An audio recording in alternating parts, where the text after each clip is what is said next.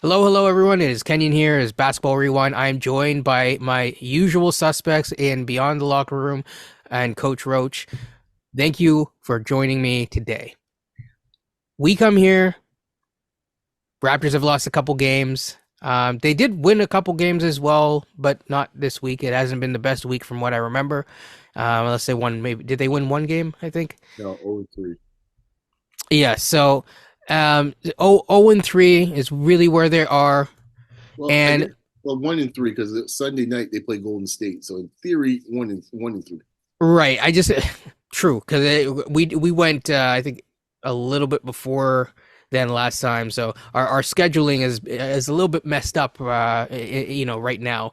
But more or less, they've lost more than they won, and overall they are several games below 500. In fact, it's looking bad. They're almost 5 games below. Sorry, 10 games below 500. So they're not out of it yet. That's the good news. Because the bottom of the East is really bad, and they are basically within 2 games of being in the play-in spot, and that's kind of what they're aiming for, more or less, with the Nets that are floundering, and they can't really truly tank either. And then the Hawks, who are reportedly looking to blow things up, and we hear Dejounte rumors every single day, just as much as we hear Siakam rumors. With that being said, are there anything just really quick, not to go through good, bad, and ugly, but anything about the week that really piqued your interest, or that you want to talk about from a Raptors standpoint, and then we can talk about the league standpoint later on after.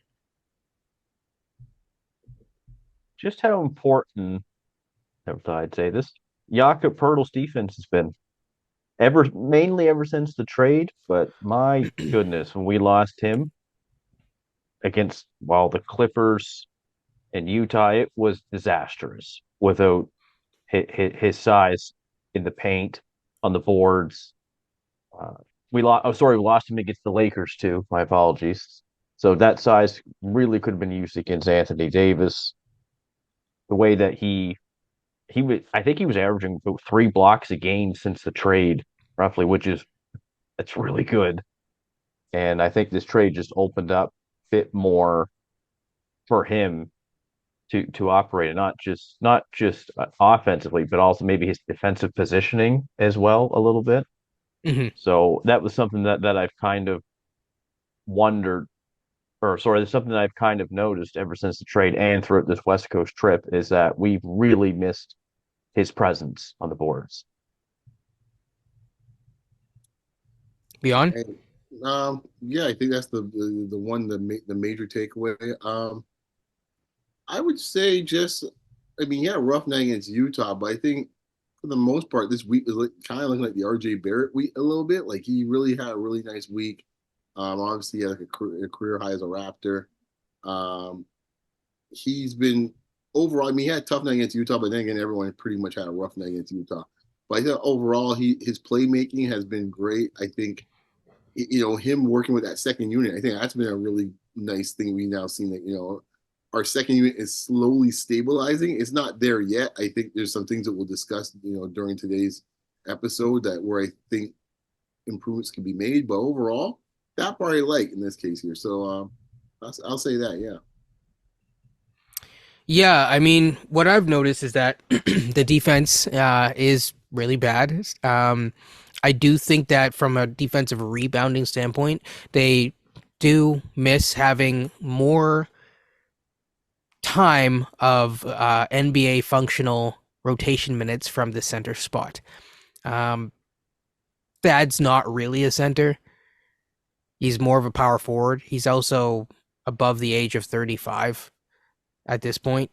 So it just asking him to hold that spot down, he's done all right given the circumstances, but ideally you're not in these circumstances for that long.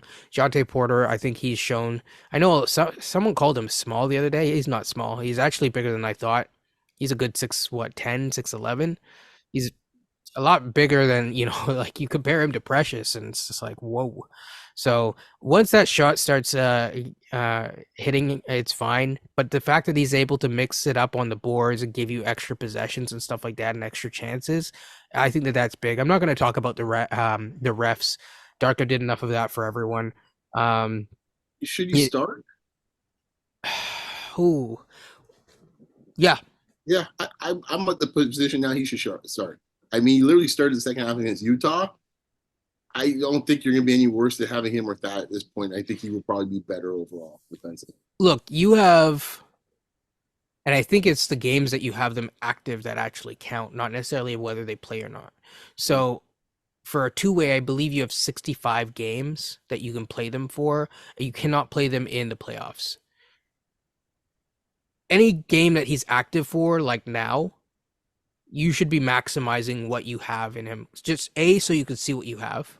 That's the first thing. I know that there are certain like rights and stuff that you have on two-way guys, but in general, like ideally, if he's good enough, you're looking to convert him either as like, a little bit of a, thank you and you've done so well at the end of the season that the Raptors tend to do at time from time to time, Are or you prepared for the Jeff Doughton discussion here? Where a week goes left in the season and we're about to play a playing game.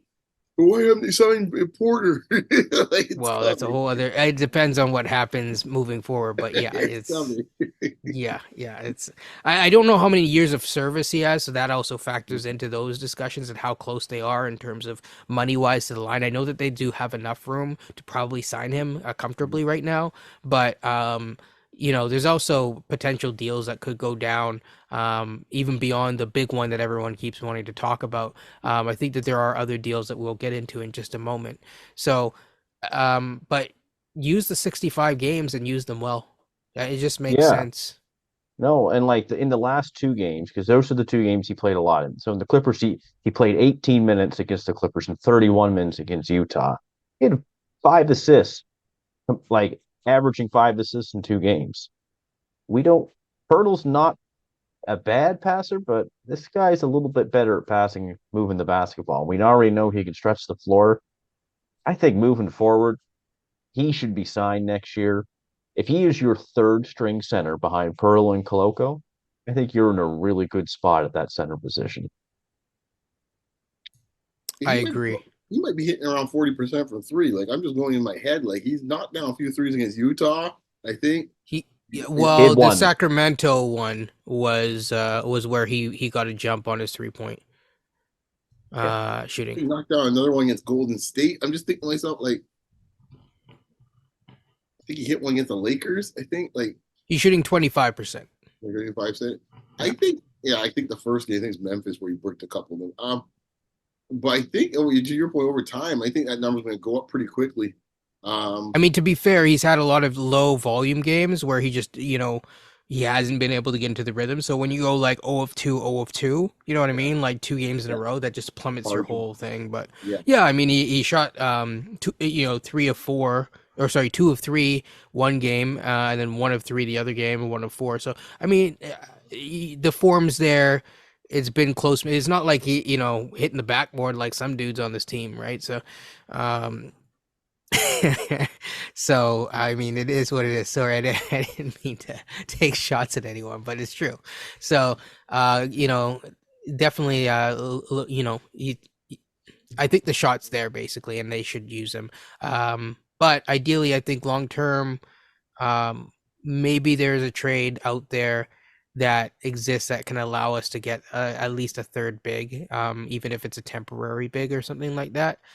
Do you want to talk about that right now? Because I think from the Jonte Porter, there's not much much. No, I think it leads into our discussion, because let's face it, there's pressing issues on this roster. And I think that, to me, that's the other glaring thing this week is showing is like how poorly this roster construction is that you are depending on a G leaguer, two-way contract G leaguer to Well, be your uh, best big at this point, and you're really technically your only big. yeah, I mean, I know I had just one other thing. I think I've noticed with Darko. The defensive philosophy doesn't seem consistent, but another thing is that the defensive philosophy means that a lot of times you have your bigs covering not in drop coverage, but in switches out on the perimeter, which is sometimes dangerous. The nice thing about Porter is he moves his feet very well, comparatively speaking to Pirtle. So you're not getting burned quite as much from that standpoint. Obviously, there's an experience standpoint there that he is lacking, but considering like expectations, I think he's blown past expectations. Um, but yeah, we have basically a need for a big man or for someone who can play some defense and kind of either grow into a role like that or something of that nature. I do think that quickly helps or has helped with adding another point of attack defender. I think he's done decently on that end. But on the perimeter, Siakam obviously on a consistent basis hasn't really defended super well on the perimeter as much as he has in years past. And Scotty, I don't think he's a very successful perimeter defender. He's a much better help defender, cleaning up messes and stuff like that. And so again, for those of you who are freaking out about Scotty Barnes and how I said something bad, what I will say is go back, rewind the tape, and recognize that I said he's a very good help defender, a very good help defender, but we're playing him in positions which are not optimal for him. So, means that we kind of have to probably make a move to either sign someone. I've looked at the free agency market, unless you think Dwight Howard is going to be helping us anytime soon, which I don't know if that's such a good idea. You're probably looking at a GTJ and Boucher move because I don't think that any of the reported Siakam deals include a center coming back. Um, you know, so from that standpoint, yeah. They're not including like legitimate power forwards coming back. No, I mean we've talked about Jalen Smith, but like that's us. I've That's never heard us. his name in a Yeah, deal at all, Indiana's not doing and that. I don't think that Indiana is going to do that because they need all the help that they can get from a defensive standpoint. And they're pretty thin up front too, actually. They are, they are. I don't Um, know if they are, quite frankly.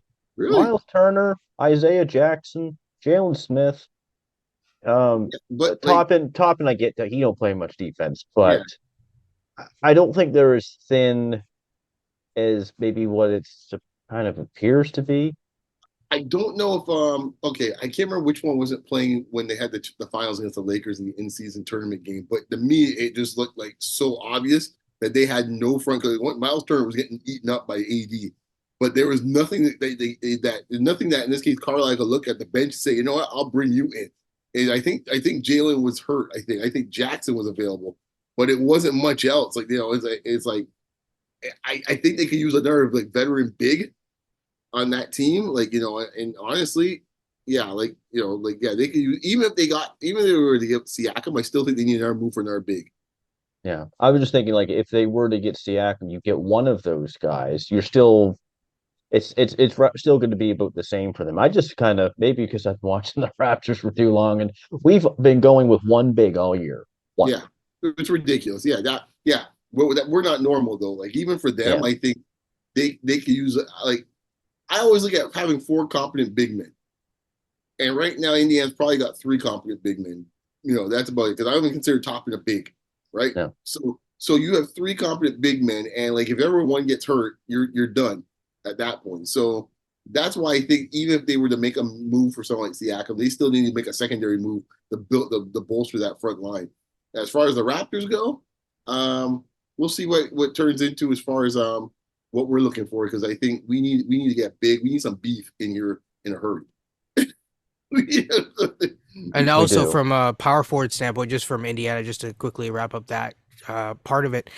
As Caitlin Cooper outlined, because someone was asking, like, well, why aren't they playing, Walker over Jordan Noir, or sorry, Noira. Sorry if I'm pronouncing that incorrectly, but essentially, number one, Jordan has played well against these directly from Caitlin Cooper, so people definitely go check her out and want to cite her properly. But number one, he played well recently when he was called up and got his number called. Number two, Walker has had a respiratory illness. Sound familiar? I know. I saw that. I was like, oh, geez. Yikes. But also, I mean, most of his stuff has come in the G League. Number three, the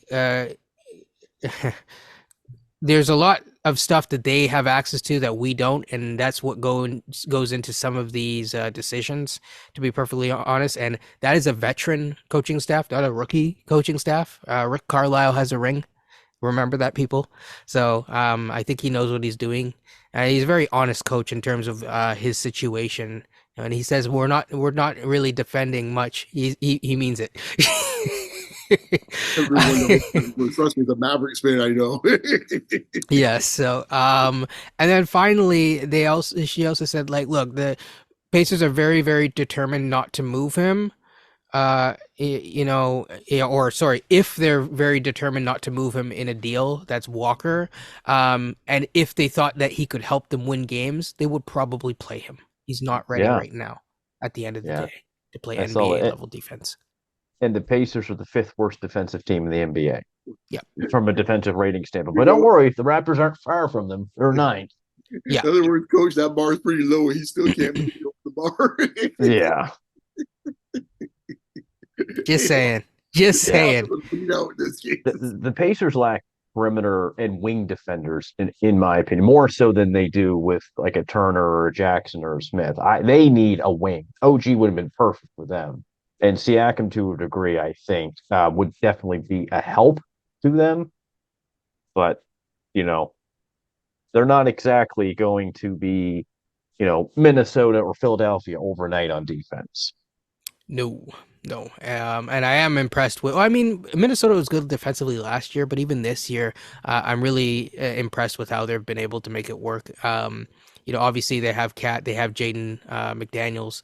That helps a lot. They also have Naz Reid. They have a good defensive squad. A lot of good defenders on that squad. Yeah, but they also have a coach who, you could say, from the Nick Nurse school has probably seen a lot of defense and can probably come up with good, defensive imaginations to put Rudy Gobert in and maximize his talent. Of course, having a two-time, if I'm not mistaken, defensive player of the year in Rudy Gobert. He's two-time, right? I think Yeah, three-time. My bad, yeah. Mr. Frenchman.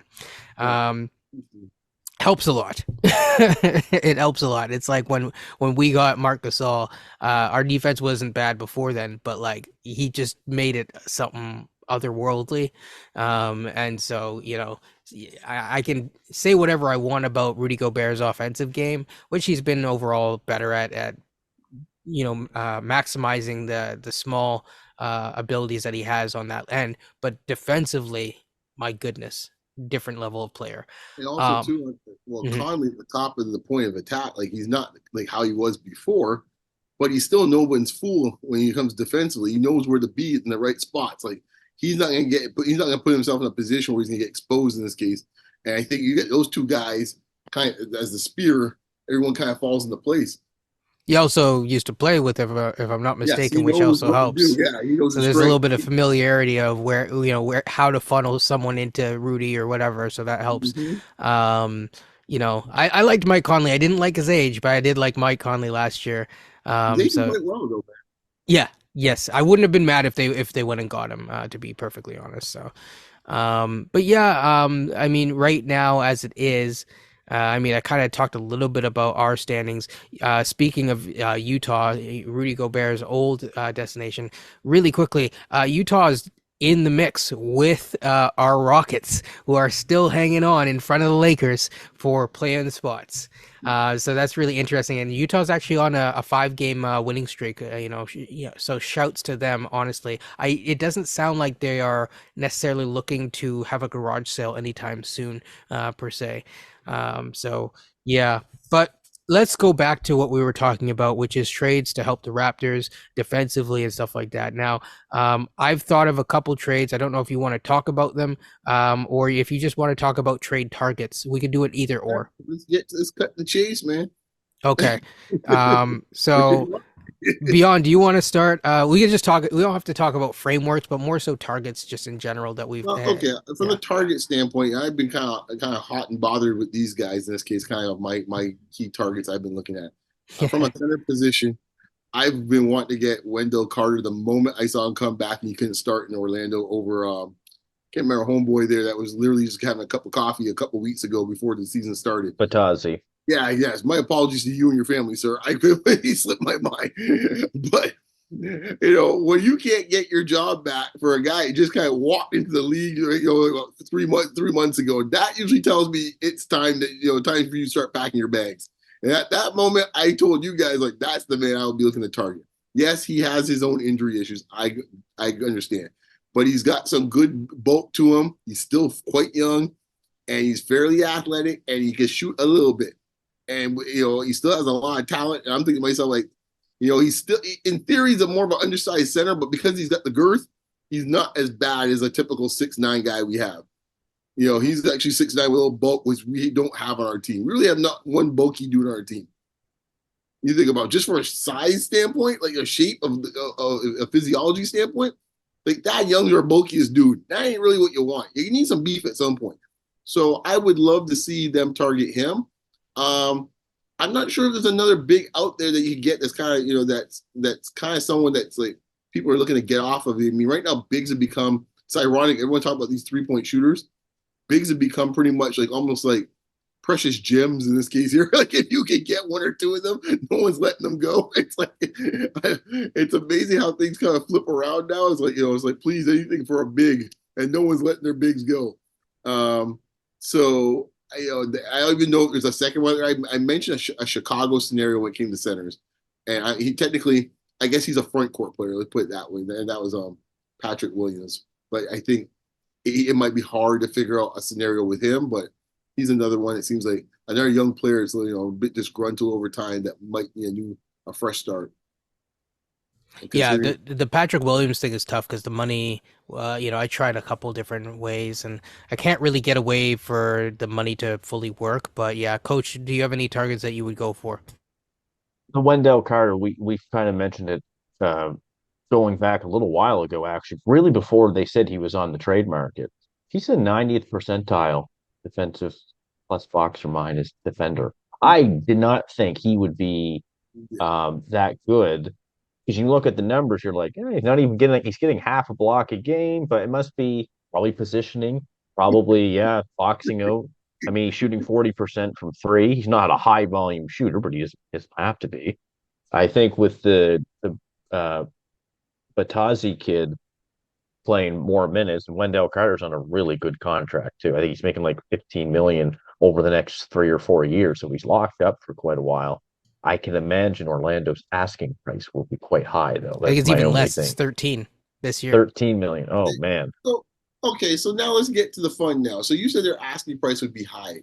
How high can they actually think they can go? Because really, if you're going to tell me Batazi showed up last week and he's starting and this man can't ever get back his job, and then you're going to flip the It's me, like it's like Jonte starting over Pirtle, and all of a right? sudden you're trying to trade Exactly. Pirtle. That's the same scenario. And then you're going to tell me Jeff Welton is like, you know what? No, he's a hell of a player, man. You need to give me X, Y, and Z. Like, come on now. Who are we fooling? Yeah, I but mean, if he comes to this team, he'll be backing up Pirtle, and then you've got Koloko and Porter, unless you're going to give up Pirtle for him, and they're not going to do that. No, but I think okay, this is where I think where something we have they need and something they have we need. They need shooting. They don't have a lot of shooting. It's from the backcourt. They don't have a lot of it. Right? You're asking for I'm sorry, I mean I like Suggs. I ain't trusting it still. I like Fultz. I'm not trusting it still. Cole Anthony is streaky as hell. So that's another thing. So then you have the old vet in this case here, which I don't know how much longer he's sticking around, but he's the most consistent guy as of anything a perimeter shooting. So to me, I think a Gary Trent Jr. would help them in some ways. and he'd be a good Gary Harris replacement because I don't think that they're Right. planning on keeping Gary Harris No. anyways. And he's younger. And to be fair, like Wendell Carter Jr., he's shot well from three, which would help us to space the floor. But part of the problem with him too, Coach, is that he hasn't been healthy. I mean, That's an I was issue. Yeah, like I'm like, you know, if you look at his games played, you're like, who plays more, him or Zion, Right. right? That's why As like 44 first year, 43, 50, 54 was the highest. He was relatively healthy last year with 57 and 62 the year before, but 2 years before that it was 22 and 32. you know what that tells me? That's defined as a backup in the NBA. That's what that tells me because it Yeah, can't the minutes of a starter. So he's talented. It's just if you can't stay healthy, you can't stay healthy, so and Jeff then you can't Weltman can't be depend. selling me this little, Uh, this snake oil charm stuff is like, it's like, come on, that ain't gonna work. Like, give me a but break. coach, you were going to say something just now. I like him. I think he'd be good. My only fear is though, if we find out Coloco's coming back and he's your backup center next year, that's going to stunt his growth. Coloco is he's the key Well, factor in this I was moving gonna say well, forward. them's the breaks. I think that leads to another discussion sometime. If that's, if that, let me put Well, it I this know way. what you're thinking, but Yes, let me put it this way. I would be happy to have that problem, coach. yeah, I'm I Oh, I yeah, would too, but it's going to come up now. If he had 1 year left on his deal, yeah, like you trying to just who? Coloco's not. If Wendell Carter had I think, 1 year left, he's I got Well, think three or Coloco four has one years. year left on his deal. yeah, exactly. I think Kenya knows where I'm going. Yeah, I know exactly where you're going. But the other thing is that I mean, it's a good problem to have. First of all, Wendell Carter Jr., if he's healthy, like truly healthy, and he's able to be dependable, well, that's a good problem to have. The other thing is Jonte Porter, I think, is quick enough to probably play the power forward as well. To be perfectly honest, so that gives you a backup wing. Who long term probably fits a little bit better than like what Boucher's offering you, and he's younger and all that kind of stuff. Other thing though, so then Coloco is sorry, still you're truly your third big, and you can kind of see what he has as like for one, Wendell Carter Jr. may or may not play, a ton and ton of games the more minutes he ramps up. But also if you end up having to make a trade with the first center, which I think is what Beyond is hinting at long term, may not be the worst thing in the world.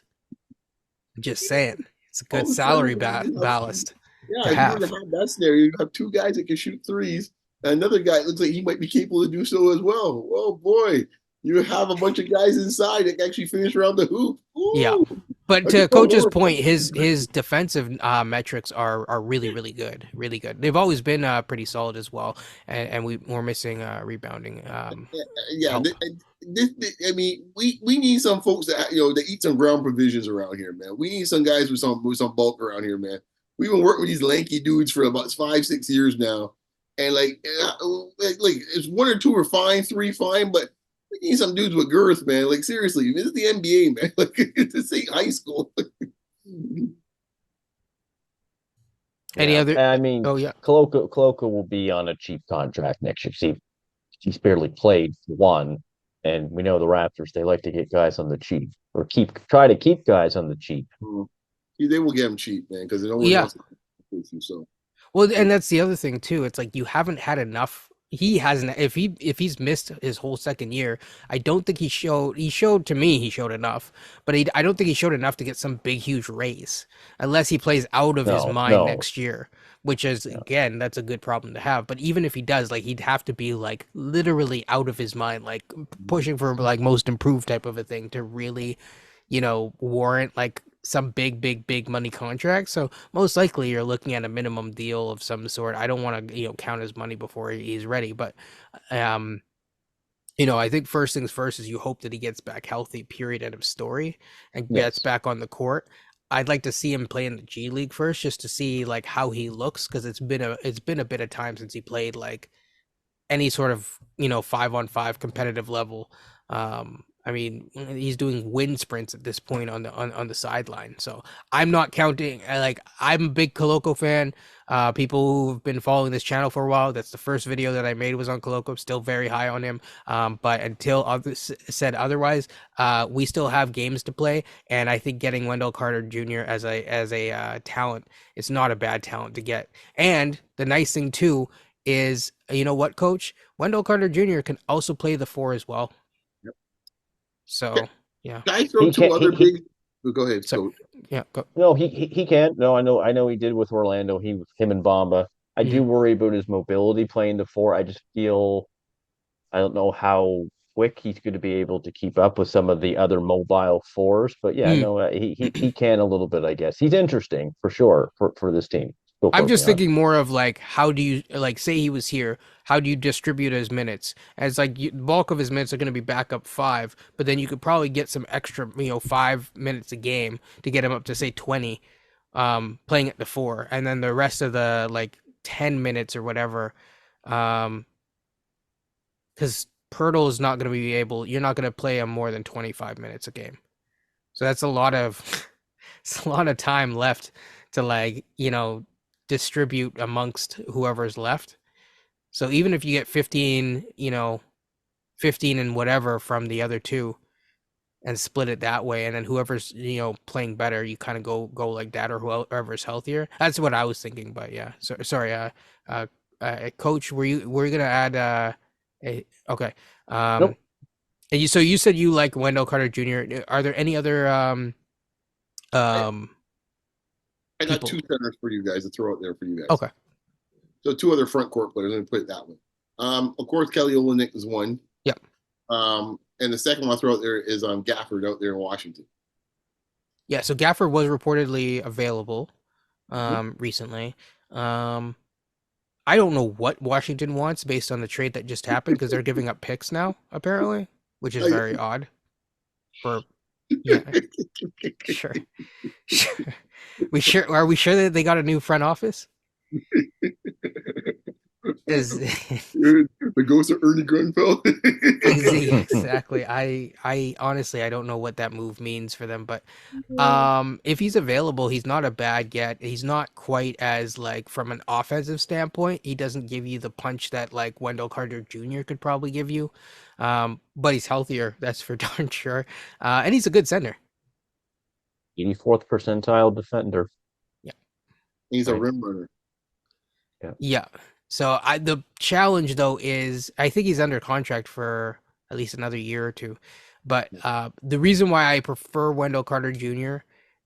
Is mainly because the injuries means that he probably there's a conversation behind closed doors where it's like, okay, you might not be starting here. Exactly. No, yeah, you can manage that expectations a lot easier with him, and you also could get him likely a lot cheaper. I just Yeah. threw out the two guys that I kind of are guys that in some ways could handle some of the deficiencies that we have right now. I mean, Olenek is if you're going a pure offensive play. Yeah. If you're just gonna just you're just supersize it, then yeah, it could go all in. You're gonna be Indiana part two. We're scoring at the same rate as Indiana these days. Just go all in and say, okay, we're just gonna score 140 every night. We You know what? dare you. Olynyk wouldn't be. He would be fun from like a passing and that sort of thing. He'd be fun. Coach, We dare who you. do you prefer? I would prefer Gafford. I just I don't mind Olynyk, Mhm. but I think the need is just more interior defense. We were just getting killed against the Clippers in Utah, and it's going to be the same with Miami, the Bucks moving forward, like some of the games that we have coming up. And Well, I totally forgot Wendell Carter played with Gary Trent at Duke, so they just I, random information. I I don't didn't know. know that actually. Yeah, Yeah. I don't know if like the Boston Miami matchups might actually work in our favor right now. If you see how their front lines are, they're not really punishing Yeah. type of lines.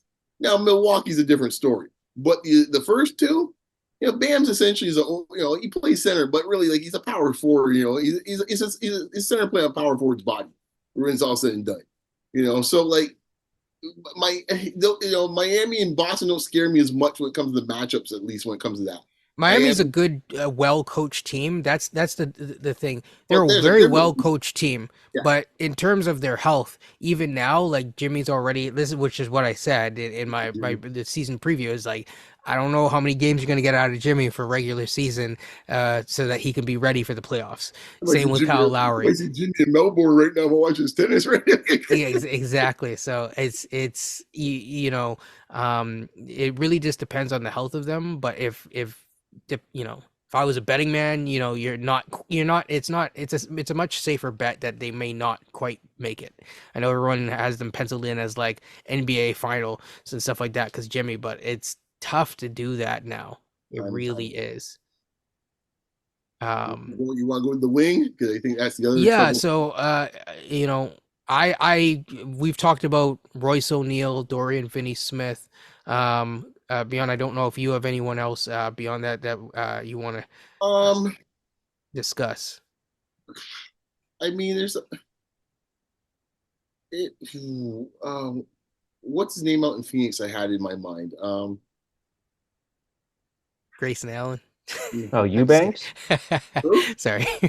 Grace Allen. Oh gosh. Eubanks? No, It's- not you, man. I don't even know. No, not. Maybe I'm thinking of the Josh wrong team. Okogie. Kogi was one. What you want Utah Watanabe part two? No. Metu? Kogi is who I had, but I had someone else, and maybe You said Betu? Metu. Or Metu. Metu? I do like Metu actually, but he's more like a four in my mind. I don't see him as like a three. I can't think of anyone else on Phoenix actually. No, but I think it's a Kogi. Josh Kogi was one, but it's someone else. I'm thinking. I don't think they're with Phoenix anymore. But my mind just oh geez, never mind. Don't worry about it. I think they got moved off of Phoenix, but he played for Phoenix last year. Oh Can't be geez, Beal. Yeah, I'm just kidding. Um, yeah, he's got injury problems. yeah. I mean, that's actually it because that's all. Unless you're thinking Bol or Udoka, No, I'm talking about the winger. center, or Uh, Diop. Yeah, oh yeah, the person's gonna slip my mind. I mean, Godwin. Uh, huh? Godwin. Little? No. Don't worry about it. I'll Okay. come to you later. I Yeah, I mean, mean we've just went through the whole roster yeah, practically except exactly. for They Theo moved. They just Theo put him Maladon. At this point, we're gonna be talking my about Bradley mind now. Beal. But it's been late. But I think there's Hmm. a couple other possibilities if you're looking at it. But you always got to worry about the shooting with some of those guys. There are cheap alternatives, like Vanderbilt might be available, for example. But Yes. I don't like the shooting aspect with Vanderbilt. No. Like yeah, He'd like bring the rebounding and he'd bring the defense. yes, that is true. And I don't mind that part of it. Like if you want a cheap deal, just to shore things up, Vanderbilt would be fine. But I think the two guys from the Nets is what I'm really looking at as possibilities. I know we discussed earlier today Tim Hardaway Jr. As a Mavericks fan, I can tell you if you're thinking for the defensive thing, that ain't gonna work in this case. Yeah, the idea behind Tim Hardaway Jr. is that you use him as a way to get someone who defensively fits long term, like a Omax, and then that would be kind of the because I don't think that we're really big fans of him either, but it doesn't seem like the Mavs are either because he's always his name is always being thrown in trades. Yeah, So he's a good player, but like he's a luxury to have. If you have yes, for example, like he'd be good on Phoenix, yeah. right? If you want a competent guy that can just go and put up some points for the bench unit, which they do need that, he'll be perfect for that, right? But on a team like Toronto that just needs more guys that can know how to defend, you can't have a Tim Hardaway Jr. out there. It's like pretty much like having a better version of Gary Trent. So based on who we've talked about, Coach, I'll throw this one to you, and then I'll go back to Beyond.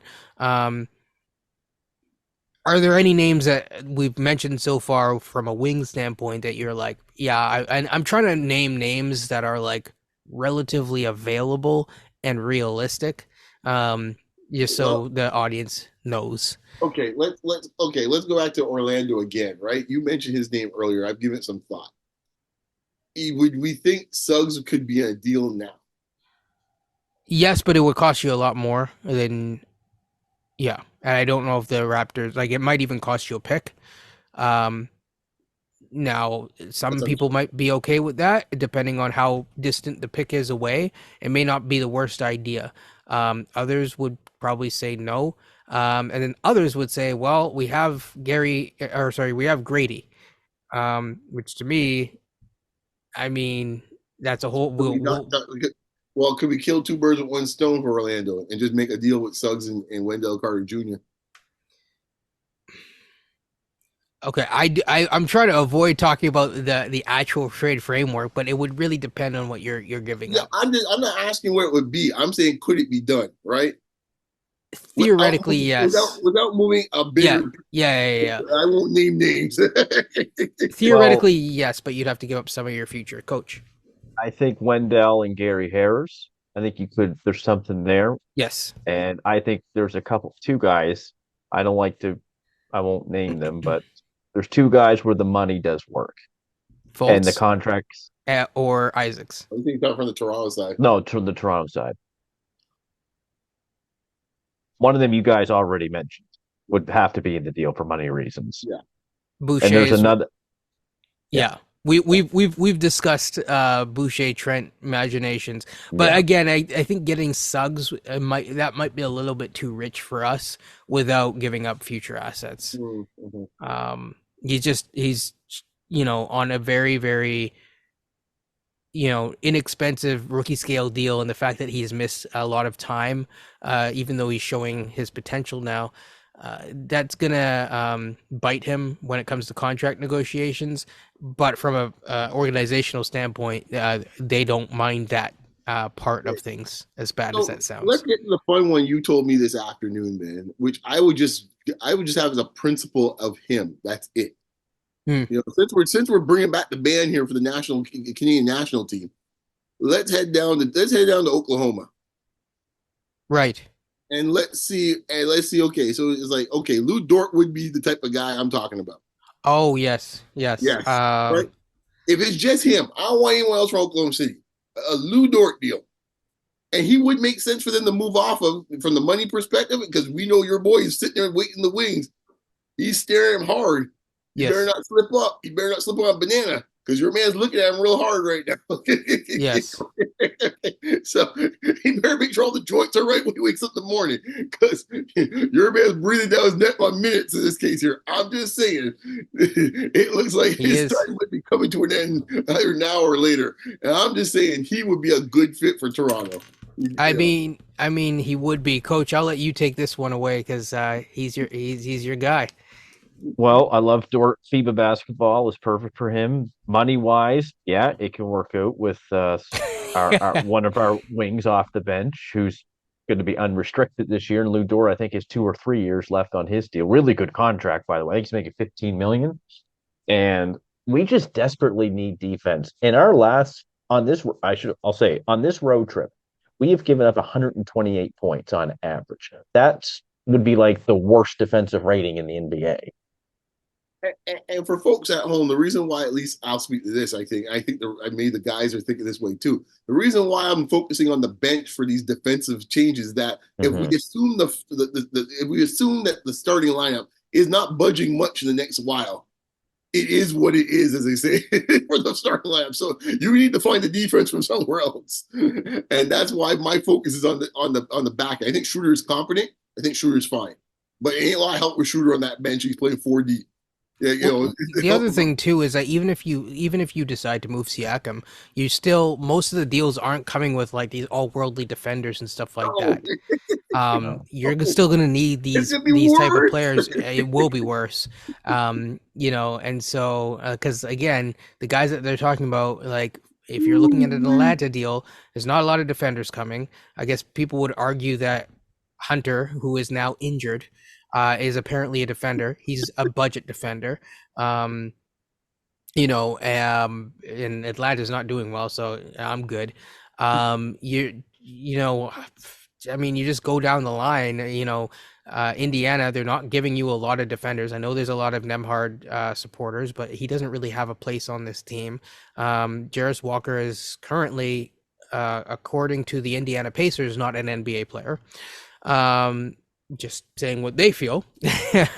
um, Kobe Buffkin also currently, according to, even though he's untouchable, reportedly in deals, not an NBA player because he has not played a single. I think he's played 2 games in the NBA. Um, there's not a lot, and then it's like Wiggins not playing the best this year, and I don't think him coming home is going to help him that much. Um, I don't and want that contract. that No. too, I don't think that And the that Raptors right, want that and that contract either. creates, right, and that creates a scenario where he's like you're almost forced to start him by the contract alone, and then you're sitting there looking at, okay, you got him, and what you got RJ, and then you got Scotty. Like, Yeah, it we're not don't. trying to recreate the Canadian national team here. That's what I'm saying. It doesn't fit. I mean, but if there's I one wouldn't be thing, against it if Shea came along, but I'm just right? Yeah, exactly. I mean, exactly. Yeah. But maybe, Dort in this case maybe a fits. healthy Jamal. Yeah, exactly. He fits your needs, and he happens to be Canadian, so that's great. But like Yeah. he fits your needs. A wing in this case are twos and threes, maybe even ones. Yep. And you know you get every night, and he's got motor on him, which is And something he plays with force. that's what I'm saying. That's what I mean. A motor like I find there's a lot of laissez-faire type of fellows on this team. I mean, and that's fine. That's the style they play. But I think we need more guys a little more giddy up in them. You know what it reminds me of? Sorry, this is kind of an off-topic thing, but like in hockey, I just bring me back in the day. The Canucks used to play like very partially because they had a lot of Swedish players, but they used to play a kind of a brand of hockey that was very like skill heavy and fancy, but they were that's why they had guys like Bertuzzi back in the day because they didn't really have that physical force in terms of how they would play. It was a Mm-hmm. beautiful brand of hockey, but at the same time it was like, you know, they were missing some sort of like almost like a two-way guy, Right. you know, from a hockey standpoint. Exactly. Right. Like that's exactly the case. Right. I mean, I always I've mentioned this case here with coach. We're talking hockey, and giving some way back to this game, Dino Ciccarelli. Right. You with the Red Wings, right? They have these great, they have Eisman crew and they're skating all over the place. But you know who's just going to be mixing up in front of the net? He ain't trying Exactly. nobody else. He's looking for any rebound he can find, and he's taking up the scraps. He can be pretty like number 19 or nothing like that. He ain't doing none of that. He can be like coffee or none of that. He's just going to be like, yo, I'm just finding scraps. That's all I want. Well, and to be honest, some of these other guys like Chet, he's gonna. Is this his second year? So third year. So by Technically, the yeah. end of next year, they're gonna be talking about an extension But for that's him. the thing, right? That's what they need to move off some money They soon. need to make certain decisions, or at least move certain things so that they don't have to make They decisions. got two Williams brothers in this case here. I call them Williams brothers. They got to deal with. He's a bit ahead of Chat. You got Yes. Chat, and your man coming along pretty soon too. In another year or two, they're gonna probably resign him. So out of all that we've talked about, from a wing, okay, we talked about the center. From a wing standpoint, it seems like there's some sort of consensus about Lou Dort from the sounds of it. I think he's number one among targets. Okay, we have a deal that we've talked about. We're not going to talk about it on this podcast. Maybe possibly next time. But yeah. So before we get into our final quick topic, that's probably only going to only last like 10 minutes max. I just want to give a little bit of an update. It's that time of year. We actually do have a pick. We're probably going to be talking about prospects going forward. At least Picks, people, we got picks. So we're gonna start probably going from around people that we like around the 31st pick, assuming that they don't make a move. And if they make a move, depending on what the move is, and it looks like we're gonna get the 6th pick or whatever, or who knows, maybe we get the 8th pick and we move up. We're also gonna move through the draft and talk about people that we think that are gonna potentially be good for the Raptors, or they're fit for other teams as well. We're probably not going to get through all of them, but we'll get through quite a number of them. them. Since we are, obviously a Canadian show, you know what we need to have? We need to have like who's the Niagara Falls special? Who's dropping? Oh, I thought you were going to say, yeah. Who's falling, right? Well, that's Ronnie James just had a bad game today, so I'm just saying he'll be all right, man. I keep telling you all when it's all said. He might be around. He might be available at our pick. That's all I'm going to say. I guarantee you, he will not be there. We can have a gentleman's bet on that. He will not well, be you there. think you think his dad's going to be a part of that? No, because I think it's like I'll sign with you if you pick my son. I think the part that people misunderstand a little bit, and we've seen this time and time again.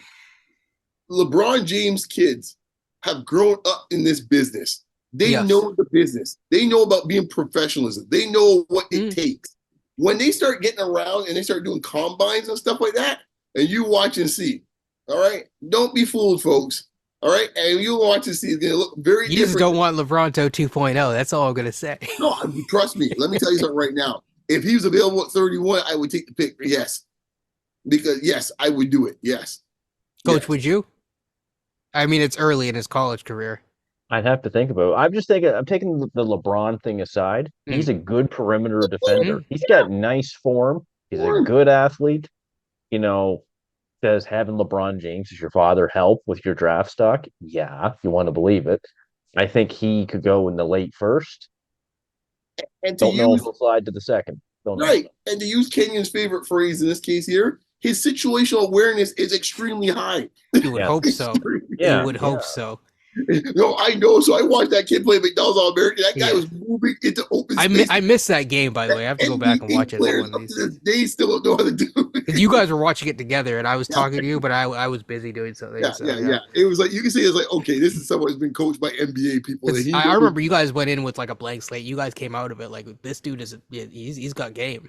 Yeah, yeah. Yeah, no, I like him. I, I I, like I it. like. I don't know. Like, I don't think he's gonna like a top 15 pick or I something don't think like so. that. I don't think he's that. But Especially not with the you heart know, stuff and can those he be? considerations. That's Yeah, tough. and that's going to hurt the draft stock. But can he? Could he be a rotational piece moving Yeah. forward? Oh yeah. Yeah, I think he could be. Yeah. Nice form. He's got really nice form. Beautiful stroke. Maybe better than the old. That might be the one thing he has Yeah, better than the it's, old it's a man's the better stroke, the form. old man's. Yeah, it is. You can say Yeah. it. It is a better stroke, man. It's a pretty stroke, man. And he's always aligned with it, man. It's very Ray Allen-esque. Like, Yeah. from the The standpoint, elbows in yeah, and they don't elbow move. in, good elevation. Like, it's a Yeah. pretty looking jump stroke. I think he's like, he just needs minutes. And I think most people see, like, okay, he's going to be fine. And he's getting stabilized minutes. And I said before, when we get to like tournament time and we get into the Pac-10 or whatever the hell they call these days and Yeah. those type of things, and then With the all the actual tournament, alignments or the yeah, realignments now. yeah, Yeah. I lost track of what number they're at now. And we get the actual tournament. We've seen draft stocks go way up and we've seen draft stocks go way Way down down. Yeah. in 3 weeks. Give it Oh time, yeah. folks. Well, especially with this draft, where to be honest, it's very. It's Let me put it this way: it's a very flat draft, right? This is a good draft to have the 31st overall pick. You are going to get a first round talent for second round money. Yeah, and that's why I call it a flat draft, people. I'm not gonna call it a weak draft or not because I'm just getting into this stuff. But what I am saying is that it's a very flat draft. There's a lot of movement that has happened and will happen, especially with some of those G League Ignite guys and stuff like that this year. Those guys have bounced up and down on all over the place. You see, like obviously, there's some kids from France that look good, but again, they could be getting the shine from the guys from France last year as well. So sometimes that happens as well. Look, we saw it. We saw it this past draft. We did it. Bilal. Right. I wasn't even going to him. We saw it that way. We saw it the one way, to your point, Yeah. Bilal. We saw it the other way when it comes to Keontae George in this case, and to some extent, Grady Dick. Nick Smith Jr. Yeah. Yeah. Cam Whitmore. Cam Whitmore was Cam first, Whitmore was the biggest top one. 5. Our first ones were Cam Whitmore and Keontae George's top 5-6 picks. Remember that? We never got a chance to cover him. I liked him back then. He wasn't like my favorite, but like I liked him, like just the way and that Grady he played. was like a top 7, 8. It seemed like Grady kept following us, and Keontae George for a while kept following us. And like every time we moved in this case, they seemed to move with us. My guy Gigi, come on, he was in the middle of the pack, and then he was fell to the he was second supposed to round. be there until There's another the one that the incident, we'll say. He would have been the Niagara Falls special. You He see, would, that's yeah. why we need. Yes. We need I that. think it's criminal from our front office not to try to get a second round pick to get Gigi Jackson. The talent that he has. Is there any chance? I'm gonna ask you guys a scary question. Is there any chance that we do the Niagara Falls special and we end up getting Zach Edey? No. I'm not saying that I want Zach Edey, by the No, way, and you know I hope why? that he has a great career. Look, man. Listen, you could call it biases or prejudices or whatever. There is no way in a stone cold hell in this case here, this particular front office is ever drafting Zach Edey. You can hypnotize them. You can pretty much feed them, give them all sorts of money. He doesn't fit the criteria. Exactly. He ain't cutting it, man. He will never. He's the opposite of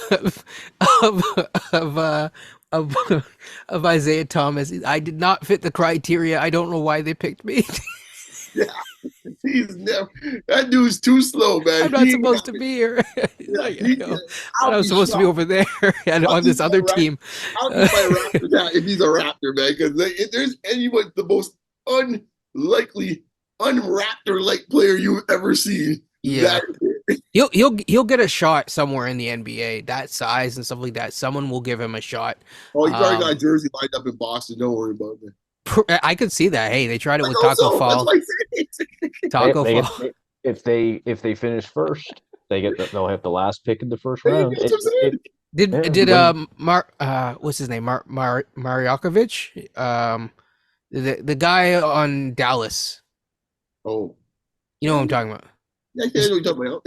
Yeah. Was he selected by? Did he ever play for Boston or no? I don't think so. I don't Okay. think. Yeah. But yeah, so there's a couple of those like 7'5" dudes hanging around.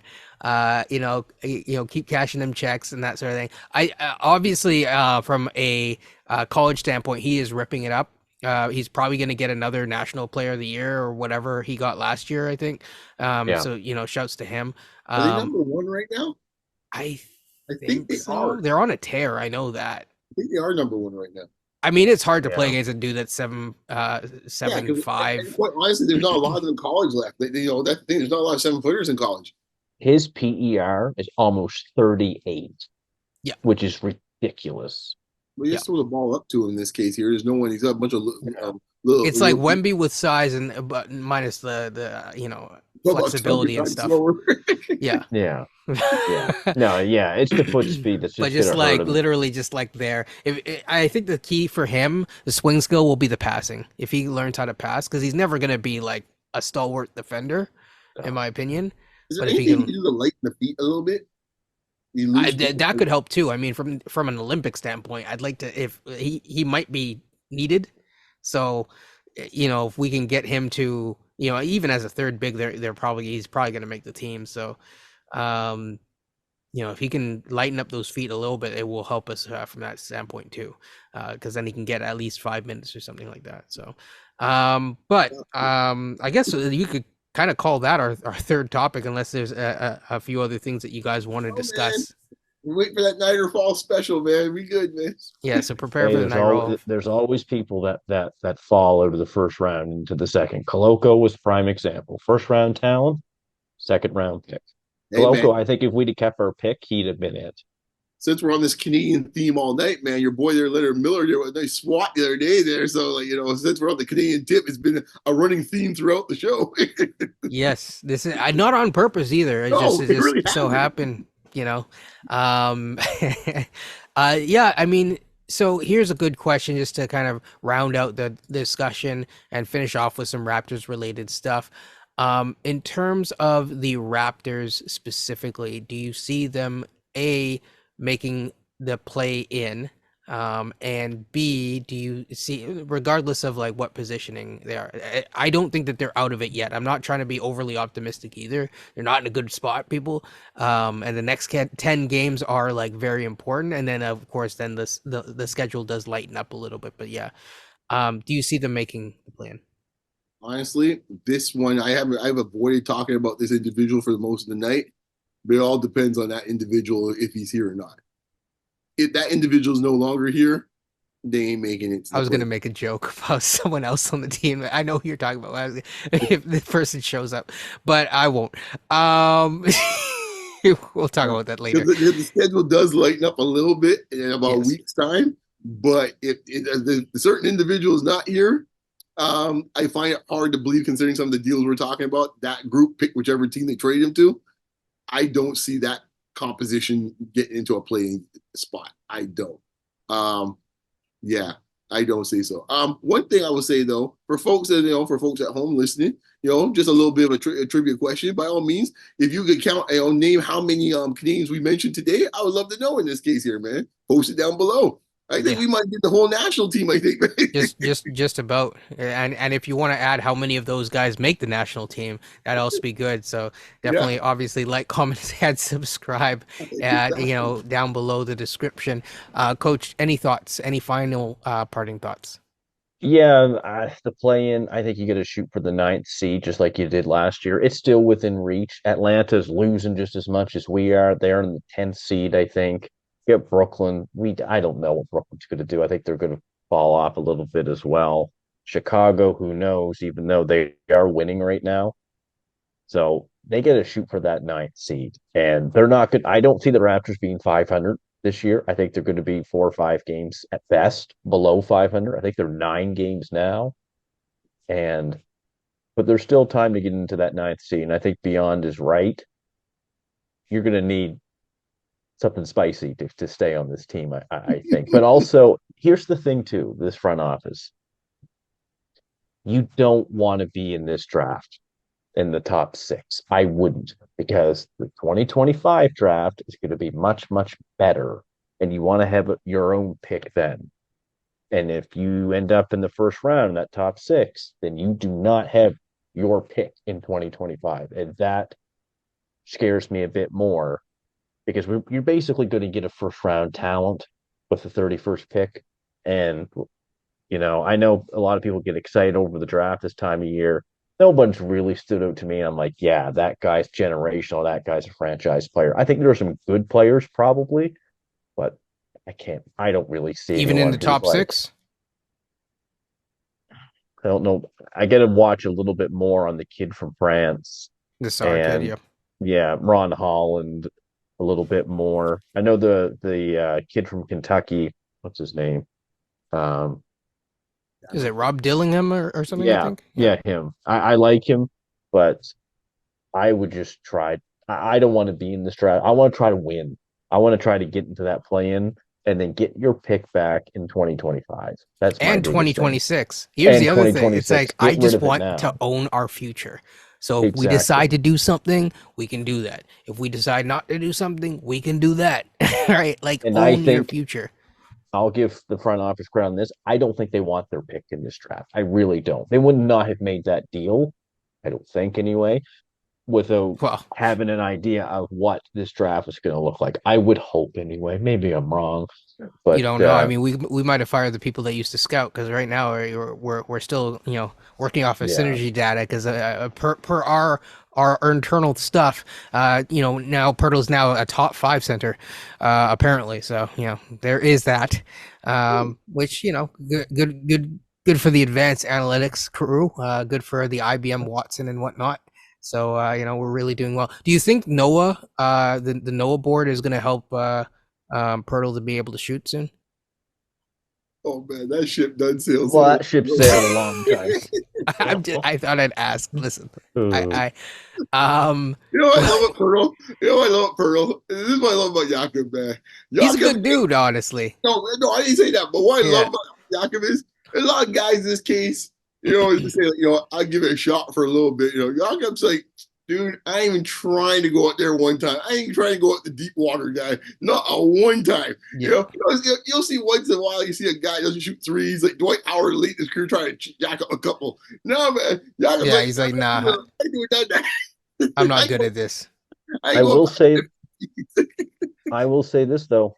Ever since you missed him, you can clearly see it on the court. Is he a top five center? No, obviously not. But defensively and just taking up space in the paint, both ends of the floor, they really are missing him. And that's probably because, for one, we don't have a backup big. Maybe he had a backup big, a Koloko, or maybe in this case, a Wendell Carter Jr., maybe it wouldn't look so bad. I just think, like, Jan, I know you had said back in the summer, you said this was a risk. I remember you saying that, like, we are going into the NBA season with one center, one big. What happens if he gets hurt? Here we have it. And the thing is, he got hurt in such a meaningless moment. Yeah, stepped on an I ankle, think it's the came Golden down on. State game, right? Where it's like we're just whipping them left, right, and center. You're like, really? He trips over Siakam's foot, and this is what we're dealing with now. The We most, beat LA with him playing the Lakers. We beat him if Pirtle plays. I think so. I think it's a Here, fair. I'll help people out. We should trade Siakam for that reason. Oh gosh. Oh There man. you go, folks. I'm throwing you a bone. Couldn't make it out of the episode without mentioning trade Siakam. There we go. Uh, It's uh, interesting that though after rascal. today. Well, yeah, I mean, Detroit is clearing space, but they're also looking at Tobias Harris, reportedly. So I think either or. So you never know. They might get their man Tobias Harris, and Philly might get their man Siakam. We'll see. But stay tuned on those things. We'll find out soon enough. Especially now that February 8th is coming closer and closer. And so, yeah, with that being said, I think we've had a good discussion. I think we've discussed a lot of different things. We didn't quite go to NBA wide topics today, but we will in the future. But again, look forward to those prospect videos. I think we're going to be doing more of those. Just as leading up to the deadline, unless a trade happens, I really am not particularly interested in talking about the exact same topic every single week all week and every single variation imaginations throughout this show. I want to keep it fresh and fun for everyone as well as for myself, because at the end of the day, I think since we're the ones that are doing the show, it does matter for us too. So with that being said, like, comment, subscribe. I hope you guys like this one. And again, I am always holding one in the chamber just in case. So maybe this week I'll toss it out and give you guys something to enjoy on a Wednesday. Stay tuned. Click the bell icon to give us the best amount of boost. And we're growing and growing, so it's good to see the growth. Thank you, everyone who has been a subscriber. Take care and peace.